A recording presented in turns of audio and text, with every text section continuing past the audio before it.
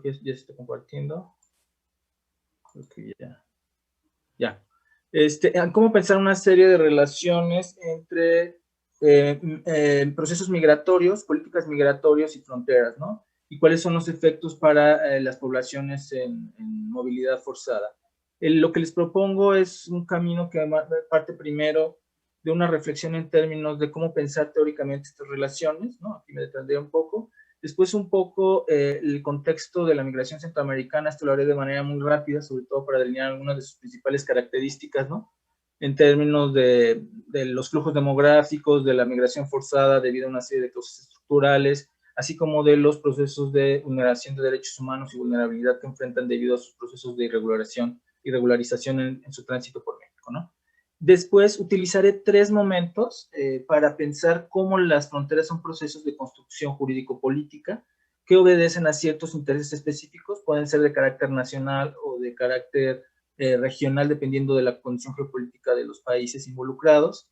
Y finalmente cerraré con una serie de reflexiones iniciales sobre cómo pensar el momento actual en términos de los procesos de movilidad forzada en el contexto de la pandemia, ¿no?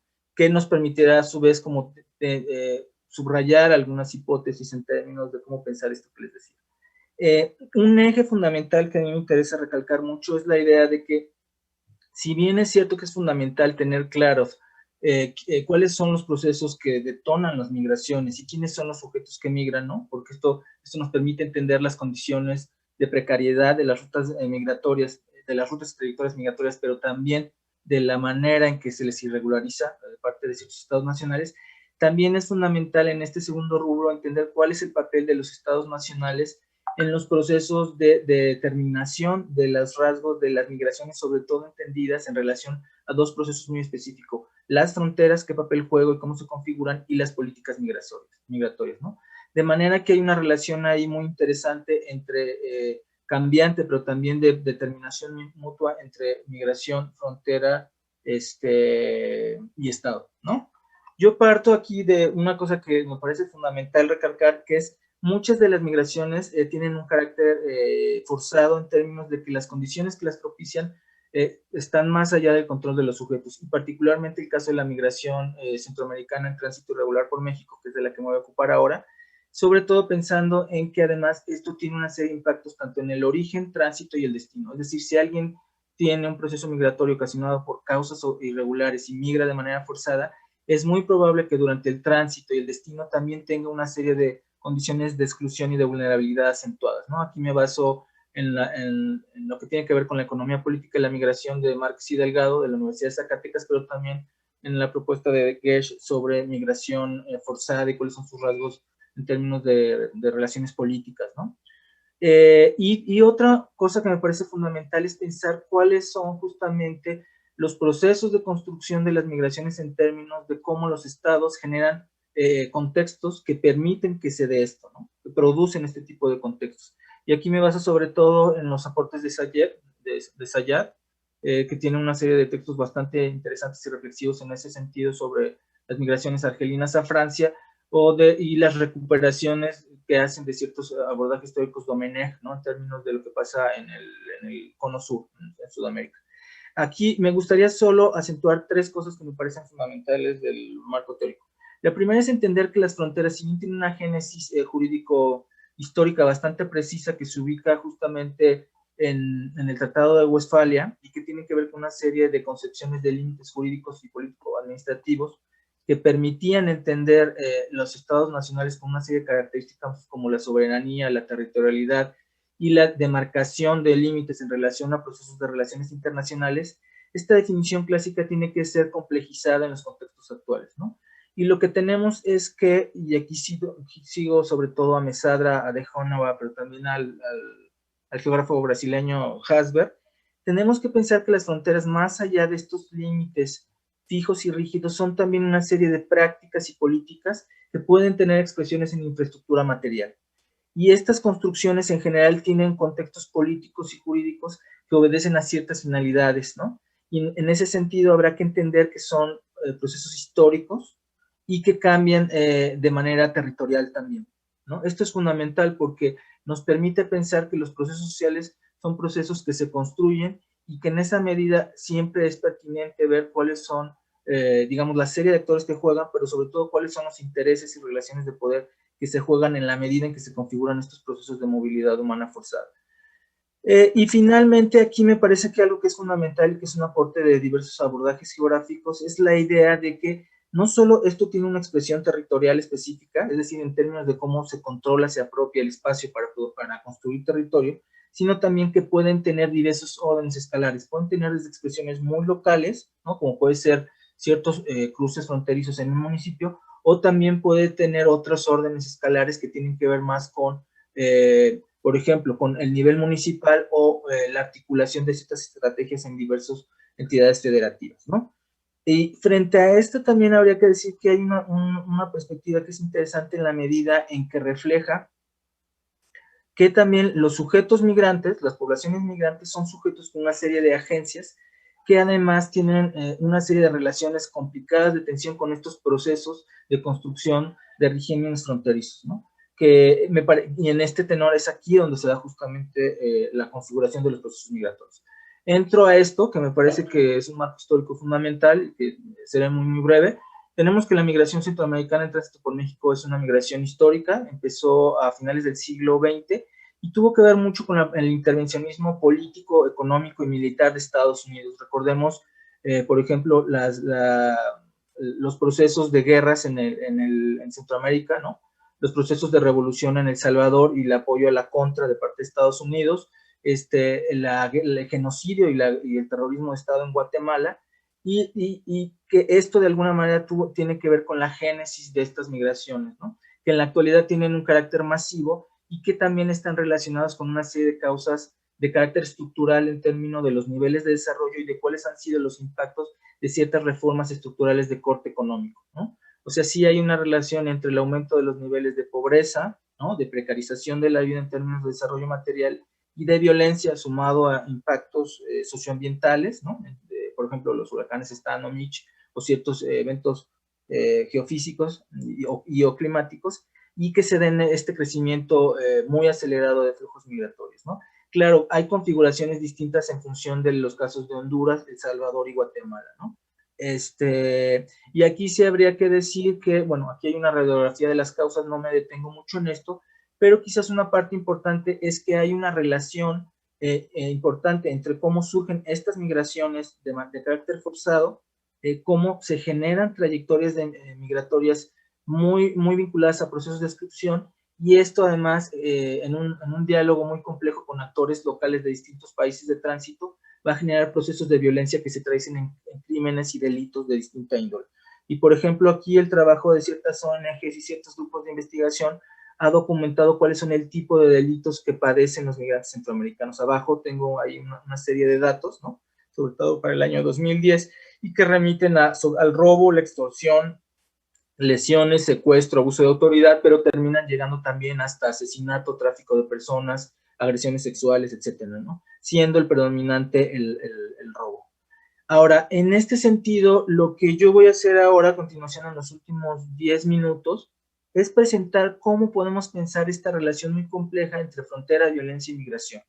Y para esto hay que señalar que esto es, digamos que en los procesos migratorios se juegan tres actores fundamentales. Por un lado, las poblaciones migrantes, ¿no? Que además esto también es, digamos, es un eufemismo en el sentido de que los grupos migrantes tienen diversas características y esto hace que tengan una relación distinta en términos de los procesos de violencia y delitos que experimentan. Por ejemplo, sabemos que la mayoría de las personas que sufren algún tipo de agresión son hombres, pero esto se debe a que la mayoría de los migrantes son hombres. Pero también sabemos que dentro de los grupos más vulnerables y que tienen delitos con una fuerte connotación de violencia son mujeres y niños, ¿no? Por ejemplo, los casos de trata, de secuestro y de agresiones sexuales están mucho más vinculadas a estos dos últimos grupos, como decía, ¿no? El otro actor que es muy importante son todas aquellas organizaciones, instituciones que apoyan y acompañan a los migrantes. Aquí el abanico es muy diverso, pero están desde organizaciones de carácter más religioso hasta organizaciones vinculadas, por ejemplo, en la atención de servicios de salud como Médicos Sin Fronteras o diversas casas y albergues de la sociedad civil. Y finalmente tenemos un tercer grupo de actores que me parece fundamental encuadrar, que son aquellos que tienden a contener, restringir las movilidades humanas forzadas. Y aquí el espectro también es variado. Encontramos por un lado los grupos del crimen organizado que tratan de extorsionar, robar, sacar algún beneficio económico de las poblaciones en movilidad, aunque también hay algunos de estos grupos que lucran con las movilidades, como son digamos, los polleros, los traficantes de personas, como se les tipifica, ¿no? Y en este grupo, en el primer grupo de aquellos que obstaculizan, habrá que decir también que juega un papel importante ciertas instituciones vinculadas a los gobiernos, ¿no? Que también se vuelven algunos de los que cometen ciertos delitos, como lo muestran distintos informes de derechos humanos, entre otros la Red ODEM, por ejemplo, y que dan esta radiografía de quiénes son los actores que agreden y lucran con los migrantes. Ahora, estos tres momentos son bastante recientes y me detengo en dos de ellos por razones de que muestran estos procesos de configuración complejo entre migración, fronteras y Estado. El primero tiene que ver con la crisis de los niños migrantes no acompañados del 2014, y que alude al programa integral Frontera Azul. Aquí, como veremos, se dio de manera muy clara un proceso de presión geopolítica de Estados Unidos y de externalización de fronteras. Me voy a detener este más adelante. El segundo tiene que ver con algo que fue mediáticamente muy visible y que fueron las caravanas migrantes, sobre todo por varias razones. Primero, esto mostró un proceso de agencia social migrante y de visibilización muy clara que les proveía de una serie de acciones colectivas que los protegían respecto a ciertas agresiones y delitos en la medida en que caminaban juntos. Pero también, como vemos, generaba procesos de contención de poblaciones de carácter territorial específico que me detallaré más adelante, como el desplazamiento de la Guardia Nacional o como los puntos de control en ciertas carreteras. Y cerraré finalmente con el escenario actual. Bueno, respecto a lo que concierne al programa integral Frontera Sur, aquí yo creo que sí es importante destacar un par de cosas. La primera es algo de lo que ya había comentado Daniel y que indirectamente comentó Fiorenza, en términos de que hay que entender que ciertos procesos migratorios no pueden entenderse sin un contexto geopolítico en términos de relaciones asimétricas de poder. La influencia norteamericana en la política migratoria mexicana es una constante desde hace décadas, pero particularmente en 2014 hubo un papel fundamental. Hubo miles de niños y adolescentes no acompañados que llegaron a la frontera de Estados Unidos y se desató una crisis humanitaria, todo entre comillas. Y entonces lo que aconteció fue que el gobierno de Obama presionó de alguna manera al entonces gobierno mexicano y se generó lo que se llamó el programa Frontera Azul o programa integral Frontera Azul. Este consistió básicamente y tenía por objetivo supuestamente la protección de migrantes, pero realmente la agenda política de facto fue la de gestionar y contener los procesos migratorios, ¿no? Y esto se llevó a cabo en distintas escalas territoriales, ¿no? Por un lado en puntos locales muy precisos, pero también a nivel de cómo generar procesos de control a nivel municipal y regional en términos de estados de México, ¿no? Aquí la estrategia de operación fue muy puntual. La primera fue reforzar los 12 cruces fronterizos, ¿no? Que están en el sur de México, entre la frontera Guatemala-Chiapas, pero también la frontera con Belice, y en algunas zonas de Tabasco muy puntuales. A esto también se le adjuntó el usar ciertos puntos aduanales como los KITF, ¿no? Que empezaron a fungir, a tener funciones específicas de puntos fronterizos que antes no tenían, y a esta se añadió que era una lógica muy zonal en términos de lo que Hasberg entiende por territorio zona, que es como territorios muy delineados en términos de perímetros muy específicos, generar una serie de 100 puntos móviles que lo que hacía era tratar de contener las rutas migratorias, que ya más o menos se conocían, ¿no? Entonces tenemos que la estrategia territorial fue una articulación entre procesos muy de puntos fijos como procesos más de territorios red, en términos justamente de lo que les dije, de bloquear los procesos de movilidad en relación a las redes y trayectorias, ¿no? Y esto es importante porque lo que vamos a observar es, vean cómo hay una relación en términos de cómo se construyen los procesos de frontera y de contención territorial en relación a cuáles son las características de las trayectorias migratorias y de los perfiles de los migrantes y sus características. El resultado de esto, una serie de impactos bastante importantes. Por ejemplo, a partir de la implementación del programa integral Frontera Sur y por un lapso muy acotado de poco más de un año, aproximadamente un año, poco más, se duplicaron las detenciones y las deportaciones.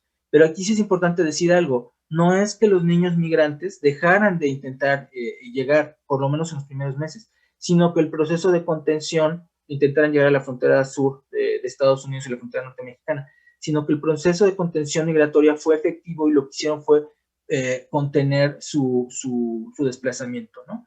Esto, como digo, este incremento en las detenciones y deportaciones fue resultado directo del incremento de los operativos, ¿no? Y la expresión fue justamente lo que buscaban de manera fáctica en términos de la agenda oculta, que era la reducción de los niños y adolescentes en la frontera sur de Estados Unidos, que mediáticamente tuvo un impacto muy fuerte. Por otro lado, encontramos que otra segunda repercusión muy fuerte fue el incremento de los crímenes contra los migrantes, ¿no? Ya había una serie de relaciones muy claras en términos de cuáles eran, y lo que encontramos fue que se incrementaron estos crímenes.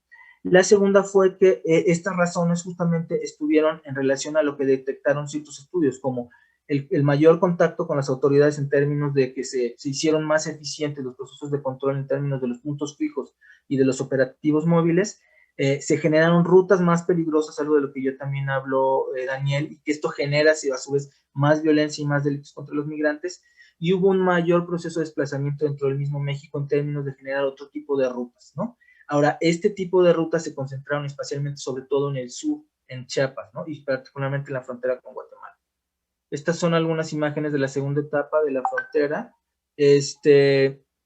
Ahora, el caso de las caravanas es muy interesante porque vino a hacer visible, bueno, ya había diversos grupos sociales que tenían conciencia plena de los procesos de movilidad forzada de los centroamericanos, pero mediáticamente fue muy fuerte ver estos contingentes de miles de migrantes caminando juntos en las llamadas caravanas, ¿no? Y en este sentido se implementaron a su vez diversos procesos de control muy específicos. Por un lado, aquí también encontramos una coyuntura muy específica en términos de que el gobierno estadounidense, todo el gobierno norteamericano del todavía actual presidente norteamericano Trump, generó presión a través de la amenaza de los aranceles, y después con el programa Quédate en México, del cual Daniel ya habló y no me voy a detener mucho. Pero lo que encontramos, si se fijan, es que hubo un proceso de externalización de fronteras muy claro, algo de lo que Florencia me sugirió, y que tenía que ver justamente con lo que pasó desde el Programa Integral Frontera Sur, que es la idea de que generas procesos en países vecinos que lo que hacen es contener las poblaciones en movimiento, y tus fronteras de facto se extienden mucho más allá, ¿no? Esto en los hechos lo que aconteció. El otro proceso que es muy interesante fue el de desplazar los procesos de asilo hacia un país vecino, ¿no? Que también lo que pasó.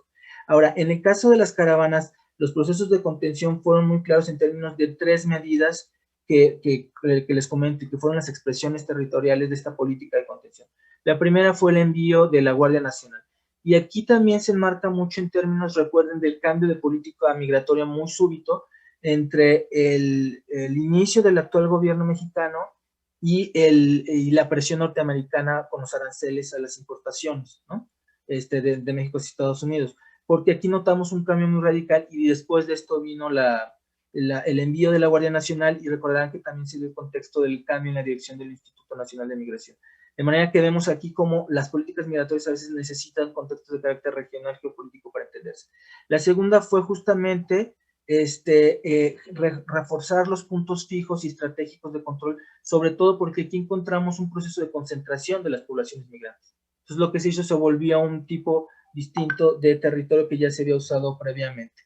Y lo que encontramos, según los datos, como verán, es que los procesos de detención y de deportación se concentraron en el sur de México y particularmente en Chiapas, como lo muestro acá en términos del año 2018 y 2019. Vean cómo Chiapas concentra una proporción muy, muy fuerte, casi la mitad en 2018 de las detenciones, también casi la mitad de las deportaciones del 2018, y en 2019 observamos un comportamiento muy parecido.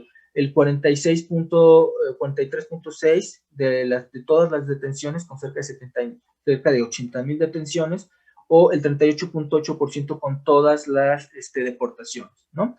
Encontramos también que, de acuerdo a los registros de derechos humanos de organizaciones como la REDODEM, los procesos de violación a los derechos humanos se concentran otra vez en el sur, y particularmente en estas entidades que les comento: Chiapas, Veracruz, Tabasco, Oaxaca.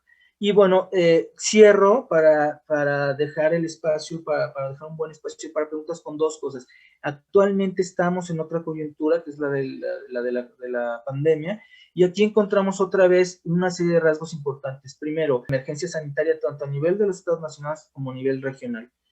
La agenda inmigrante fue promovida y acentuada justamente en el contexto de la pandemia y con el pretexto de la pandemia, y a su vez se genera un proceso también en la zona noreste, ¿no? Y aquí encontramos también que hay unas situaciones muy adversas en términos de que las redes de apoyo también están rebasadas digamos, por las situaciones que impone la contingencia en términos del distanciamiento social, del control de contagios, etcétera, pero también por los procesos de endurecimiento de frontera.